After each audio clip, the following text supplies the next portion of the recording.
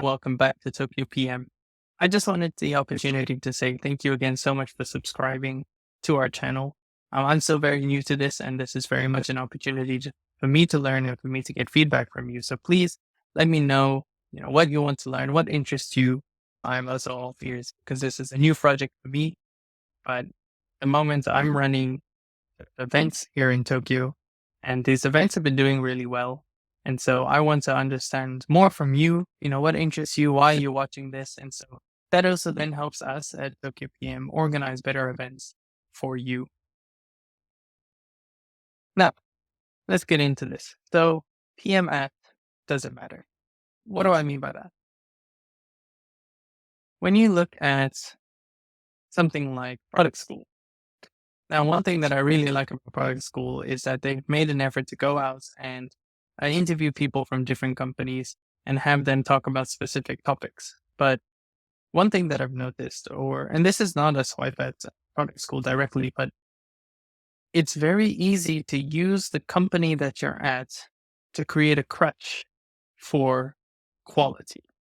Now, what do I mean by this?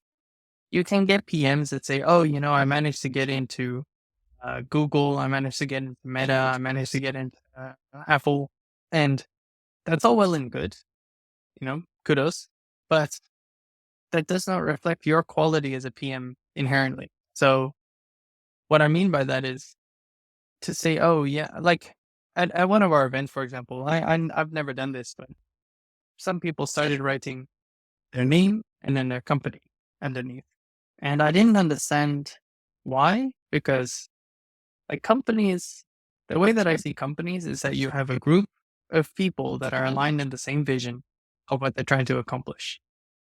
That's almost it. And so when you say, "Oh, I am PM so and so," that does not capture what you do. That does not capture what skills you bring. All it says is, "I'm associated with this," and it is sometimes possible, to say because you work at company A, you must be skilled. But I implore you to go a little bit deeper and go, what is it at company A that makes you skilled? What is it that you do that makes you skilled? Because in an interview that I had recently with Todd, he said that there are currently roles for product managers for, I think it was road making equipment. And he also worked a freelance job on fish farms where they're trying to identify the growth speed of shrimps, which blows my mind. And so the role of a product manager is so varied and can be applied in so many different ways that simply saying, hi, my name is Jason and I work in Mercari doesn't tell you what I do, doesn't tell you how good I am at doing what I do. Admittedly, work in progress, not very good at the moment. Hoping this. But the main point that I'm trying to say is don't rely on the company for the skills that you're trying to do. And this also applies to university students. There's many university students that go, oh, I got into a company that I don't know the name of. There's many companies that you don't know the name of. There's so many companies out there that maybe don't have I forgot what's the word for it. There's a word for it. Maybe someone can tell me in the comments below. There's a word for it. If I've heard of something, it's better than the thing that I haven't heard of. And so something bias. I really don't remember the word, but basically you assume, oh, because I've heard of so and so, it's better than the thing that I haven't heard of, because you don't have enough context to understand the thing that you haven't heard of. And so the brain defaults to, because I've heard of this, that means that there's value in this compared to that, because you don't have enough context yourself and you're not going to then go out and actually get the context to understand the difference. And so you'll have many students or maybe currently looking at jobs or trying to apply for jobs and say, oh, I don't know this company. I've never heard this name before. No one around me is talking about this. And so it's not worth trying to pursue. And my argument would be, it doesn't matter. Like, yes, the company is good. You need to know what the company is trying to accomplish, how the company runs, and what your role is going to be. But that's kind of it. Beyond that, it's up to you to skill up and it's up to you to proactively learn. What is it that you want to do? What is it that you want to accomplish? How do you want to do it? For example, I had a coworker called Frank, really nice guy, and we were kind of on the same page, or we're in a similar situation where we both joined the team at a similar time. And so I'm sitting there trying to learn from, who are my stakeholders? How do I pick up? And he's several levels above me. And so he starts in going, we're going to make an opportunity decision tree, which is something that he learned from a book called Continuous Discovery Habits. And so he comes in, he's working with the stakeholders, but he's making a framework. And I'm sitting there going, I don't know what that is. I've never learned that before. And so I see the gap in my knowledge between him as a senior PM and me going, I'm still kind of new to this. And that made me realize it really doesn't matter which company that you work for. The skills that you have are reflective of what you accomplish. And this is not sort of, you know, overly, how do I say? I'm not trying to stress you out, and I'm not trying to say, it's your fault that you haven't accomplished so and so because you haven't got the skills. No. But don't don't judge a company based on its name, and don't rely on the company to give you skills.